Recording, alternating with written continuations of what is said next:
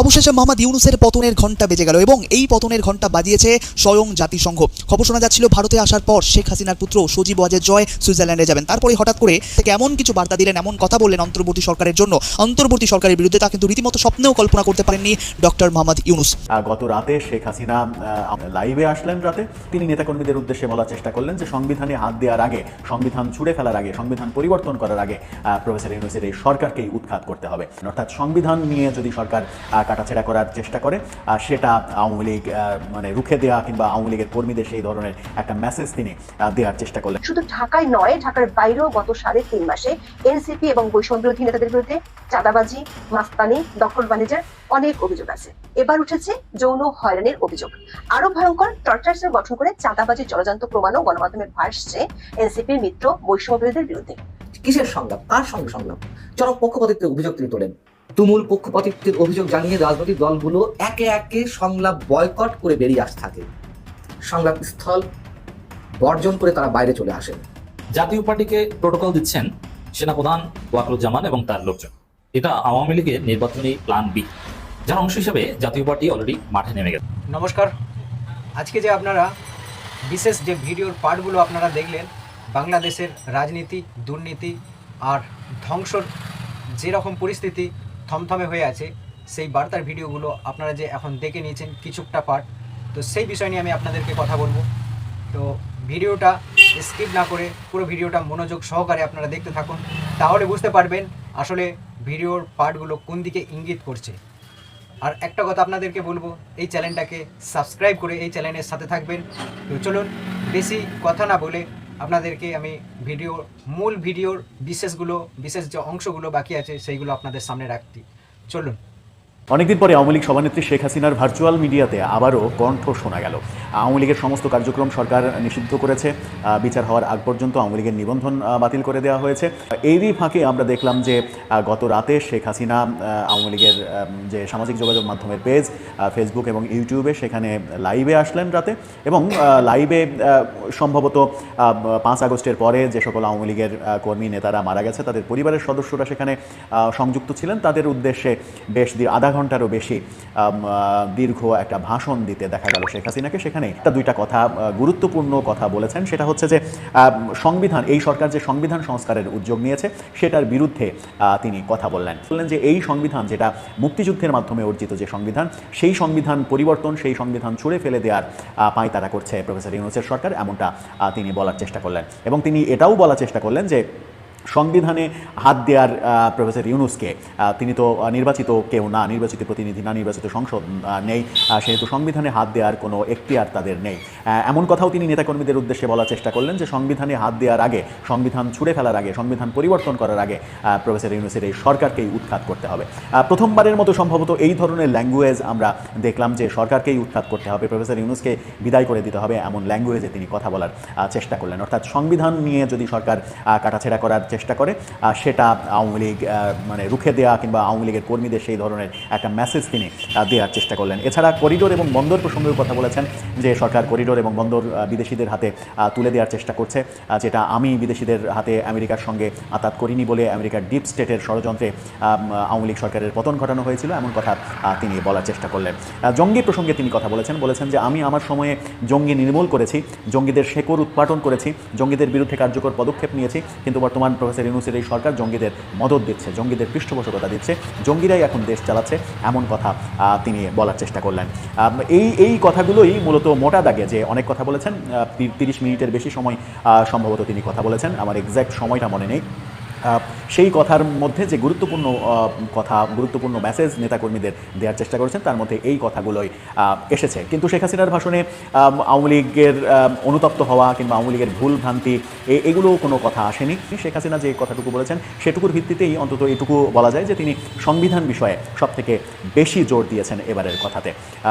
আগামী 23শে জুন যে প্রতিষ্ঠাবার্ষিকী, সেই প্রতিষ্ঠাবার্ষিকীতে কী হবে, কী করবে আওয়ামী লীগ, কী করতে পারবে, কী করার উদ্যোগ নেবে, এরকম কোনো কথা তার মুখ থেকে শোনা যায়নি। তার মানে মনে করা যেতেই পারে যে হয়তো 23শে জুন প্রতিষ্ঠাবার্ষিকীর আগে আরও তার ভার্চুয়াল এরকম মিটিং থাকতে পারে, যেখান থেকে হয়তো নেতাকর্মীদের তিনি দিক নির্দেশনা দেবেন। তিনি আওয়ামী লীগ এখন অনেকের কাছে গ্রহণযোগ্য নয়। আওয়ামী লীগ এখন তাদের কার্যক্রম নিষিদ্ধ রয়েছে। সেই সবের ঊর্ধ্বে উঠেও যদি তার একটা মেসেজকে গুরুত্বপূর্ণ মনে করা যায়, সেটা হচ্ছে সংবিধানের ইস্যু। জাতীয় পার্টিকে প্রোটোকল দিচ্ছেন সেনাপ্রধান ওয়াকরুজ্জামান এবং তার লোকজন। জাতীয় পার্টিকে রক্ষা করা, প্রোটেক্ট করা এবং তাদেরকে নির্বাচনের উপযোগী হিসাবে গড়ে তোলা, এটা আওয়ামী লীগের নির্বাচনী প্ল্যান বি, যার অংশ হিসেবে জাতীয় পার্টি অলরেডি মাঠে নেমে গেছে।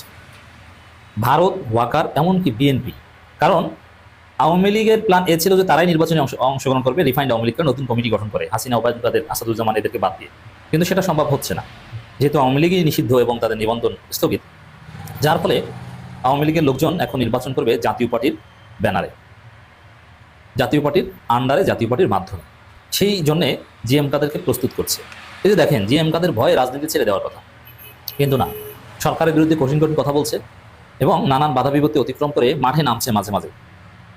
মানে জিএম কাদেরের সম্পত্তি জব্দ, দেশটাকে নিষেধাজ্ঞা, জেলে থাকার কথা, কিন্তু সেই জিএম কাদের কথা বলছেন বড় বড়। এই সাহসটা পেল কোথায়? এই সাহসটা পেল ওয়াকারের কাছ থেকে।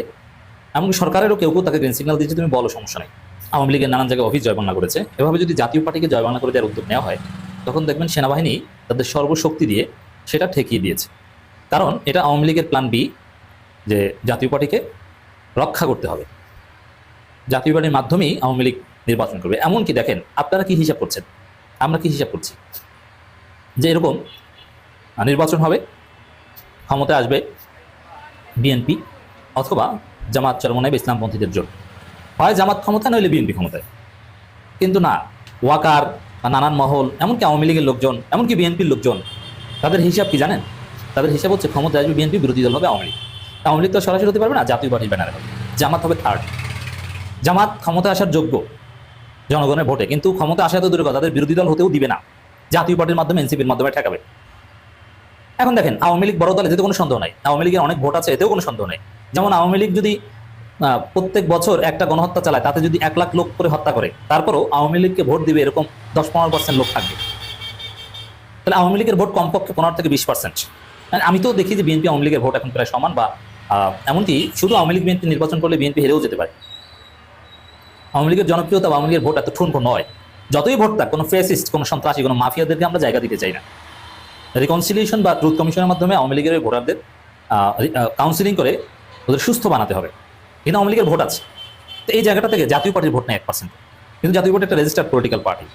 এখন আওয়ামী লীগ যদি গ্রিন সিগন্যাল দিয়ে দেয় সবাইকে, যে জাতীয় পার্টির প্রার্থী মানেই তাকে নকল লোকজন সবাই ভোট দেবা, আর এই যে গৃহপালিত বিরোধী দল বলতাম আমরা, সেই গৃহপালিতর হক বাস্তবায়নের সময় এসেছে এবং জাতীয় পার্টি এটা করবে। তো জাতীয় পার্টি এই হিসাব করে এবং সার্ভিস দিবে অনিবার্যভাবে। জাতীয় পার্টি দেখছে তাদের ভোট নাই 1%ও। এখন আওয়ামী লীগের সমর্থনে যদি তাদের 20% ভোট হয়, তারা আওয়ামী লীগ যা বলবে সেটা করবে, সমস্যা কি? তারা এমপি হতে পারলেই হলো, যেভাবেই হোক এমপি হতে হবে। জাতীয় পার্টির গত 15 বছর যাবত নীতি এটাই, যে এমপি হতে পারলেই হলো, তারপরে যা বলা দরকার, যা বলবেন ওটা গৃহপালিত, আমরা সমস্যা নেই, আমরা চাই সংসদে যেতে। এই জন্যে আওয়ামী লীগের প্ল্যান বি এখন জাতীয় পার্টিকে ঘিরে। এটা এনসিপি বুঝে গেছে, যার ফলে জাতীয় পার্টি নিষিদ্ধ চায় তারা, এবং তারা জাতীয় পার্টির ক্ষেত্রে ছাড় দিবে না। জাতীয় পার্টির কপালে দুঃখ আছে, তবে এটা ওয়াকারের কারণে এটা কঠিন, কারণ ওয়াকার সরাসরি প্রোটোকল দিচ্ছে। বৈষম্য বিরোধী ছাত্র আন্দোলনের মিরপুর অফিস যেন টর্চার সেল। এই বৈষম্য বিরোধী হলো এনসিপির একটি ফোর্স, বলা হয় এটি ছিল তাদের রুট বা মূল।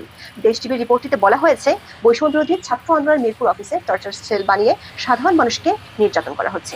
এক ব্যবসায়ীকে ধরে এনে নির্যাতন করে ব্লাঙ্কে ও স্টাম্পে স্বাক্ষর করিয়ে নেওয়ার অভিযোগ রয়েছে।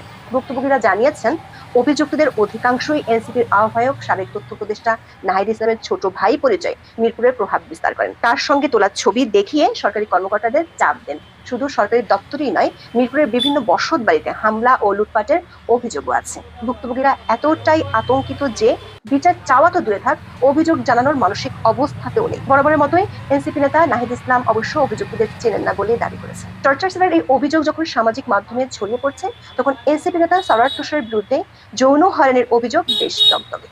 এনসিপির যুগ্ম আহ্বায়ক সরার তুষারের বিরুদ্ধে দলের এক নেত্রীকে কুপ্রস্তাব দেওয়ার অভিযোগ তুলেন সাংবাদিক জামাত নিসার। ওই নেত্রীর সঙ্গে কথোপকথনের একাধিক অডিও ফাঁস করেন তিনি। অবশ্য 17 জুন এনসিপির এই নেতা নিজের ভেরিফাইড ফেসবুক পেজে দেওয়া একটি দীর্ঘ পোস্টে ঘটনাটি নিয়ে নিজের অবস্থান তুলে ধরেছেন। সেই পোস্টে তিনি দাবি করেছেন তিনি কোনো অপরাধ করেননি, এ ধরনের সোশ্যাল মিডিয়া ট্রায়াল ও ব্যাশিং তিনি ডিজার্ভ করেন না। বিষয়টিকে তিনি স্মিয়ার ক্যাম্পেইন হিসেবে মন্তব্য করে বলেছেন এটি রাজনৈতিক উদ্দেশ্য প্রণীত। তার আগেই অবশ্য তার দল এনসিপি তাকে কারণ দর্শানোর নোটিশ দিয়েছে, যদিও এনসিপির ওই নোটিশে বলা হয়েছে নৈতিক স্খলনের অভিযোগের জবাব চাওয়া হয়েছে। দর্শক খেয়াল করে দেখুন, যৌন হয়রানি হাইকোর্টের নির্দেশনা অনুযায়ী একটি গুরুতর অপরাধ হলেও দলটি এটাকে বলতে চায় নৈতিক স্খলনজনিত অপরাধ। এনসিপি 5 দিনের মধ্যে সরার তুষারকে অভিযোগের বিষয়ে লিখিত ব্যাখ্যা দিতে বলেছে। পাশাপাশি বিষয়টি নিষ্পত্তি হওয়ার আগ পর্যন্ত সরার তুষারকে এনসিপির সব সাংগঠনিক কার্যক্রম থেকে বিরত থাকতে বলেছে। এবার আবারও একই ধরনের অভিযোগ ওঠার পর স্বাভাবিকভাবে প্রশ্ন উঠেছে এনসিপির এই কারণ দর্শানো নোটিশ বরাবরের মতোই আইওয়াশ কিনা। কারণ সার্জিস আলম, হান্নান মাসুদ সহ বেশ কয়েকজন নেতাকে এর আগে এমন কারণ দর্শানো নোটিশ দেওয়া হয়েছিল, কিন্তু তাদের বিরুদ্ধে কোনো ব্যবস্থা নিতে সংগঠনটিকে দেখা যায়নি। দর্শক, দল গঠনের পর 18 জুন পর্যন্ত এনসিপির বয়স মাত্র 3 মাস 10 দিন, দিনের হিসেবে 130 দিন। এই দ্রুততম সময় এনসিপির যুগ্ম সদস্য সচিব গাজী সালাউদ্দিন তানভীরের বিরুদ্ধে ওঠা 400 কোটি টাকা কমিশন বাণিজ্য অতীতের সব অভিযোগকে ছাড়িয়ে গিয়েছিল। জেলা প্রশাসক বা ডিসি নিয়োগে অবৈধ তদবির সহ নানা অভিযোগ আছে তার বিরুদ্ধে। এই অভিযোগগুলো গণমাধ্যমে প্রকাশিত হওয়ার পর তাকে দল থেকে সাময়িকভাবে অব্যাহতি দেওয়া হলেও এখনো স্থায়ী বহিষ্কার করা হয়নি। দুর্নীতি দমন কমিশন তাকে একাধিকবার জিজ্ঞাসাবাদ করেছে বটে, কিন্তু এখনো দৃশ্যমান তেমন কিছুই দেখা যায়নি। এনসিপির সাথে সংশ্লিষ্ট উপদেষ্টা আসিফ মাহমুদের সাবেক সহকারী একান্ত সচিব মোহাম্মদ মোয়াজ্জেম হোসেন ও স্বাস্থ্য উপদেষ্টা নূরজাহান বেগমের সাবেক ব্যক্তিগত কর্মকর্তা তুহিন ফারাবি ও ডাক্তার মাহমুদুল হাসানের বিরুদ্ধে তদবির বাণিজ্য, টেন্ডার বাণিজ্য সহ শত কোটি টাকার সম্পদ অর্জনের অভিযোগ উঠেছিল। তাদের পক্ষে অবশ্য খোদ উপদেষ্টাকে সাফাই গাইতে দেখা গেছে। রেল ভবনে রেলওয়ের মহাপরিচালকের একান্ত সচিবের পক্ষে তদবির করার অভিযোগ উঠেছিল এনসিপির সংগঠক নাহিদউদ্দিন তারেকের বিরুদ্ধে। এই সংক্রান্ত একটি ভিডিও সামাজিক যোগাযোগ মাধ্যমে ছড়িয়ে পড়ে। শুধু ঢাকায় নয়, ঢাকার বাইরেও গত 3.5 মাসে এনসিপি এবং বৈষম্যবিরোধী নেতাদের বিরুদ্ধে চাঁদাবাজি, মাস্তানি, দখল বাণিজ্যের অনেক অভিযোগ আছে। গত মাসে দিনাজপুরের সেনা কল্যাণ সংস্থার ট্রাক থেকে চাঁদাবাজির জন্য সেনাবাহিনী হাতে নাতে এনসিপির এক নেতাকে গ্রেফতার করে।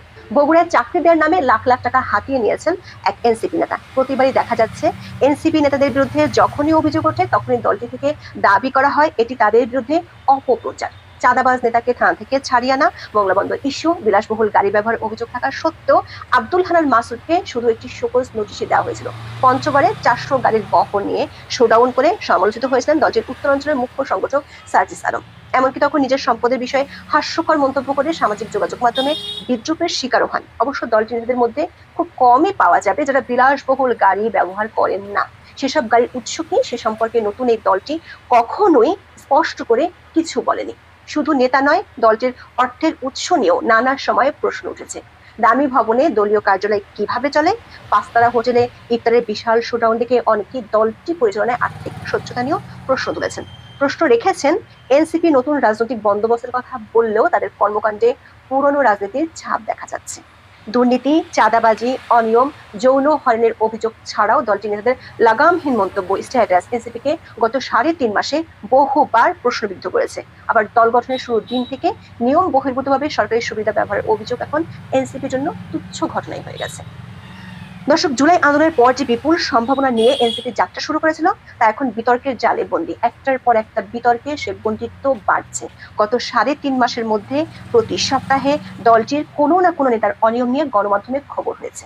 সব মিলিয়ে এনসিপি এখন এক গভীর বিশ্বাসযোগ্যতার সংকটে। এনসিপি শুরু থেকে বলে আসছিল তারা প্রচলিত রাজনীতির বিকল্প হতে চাইছে, অথচ দলটি এখন পর্যন্ত রাজনীতির পুরনো পথেই হাঁটছে। এ যেন কবি রফিক আজাদের সেই কবিতার মতো বালক ভুল করে নেমেছে ভুল।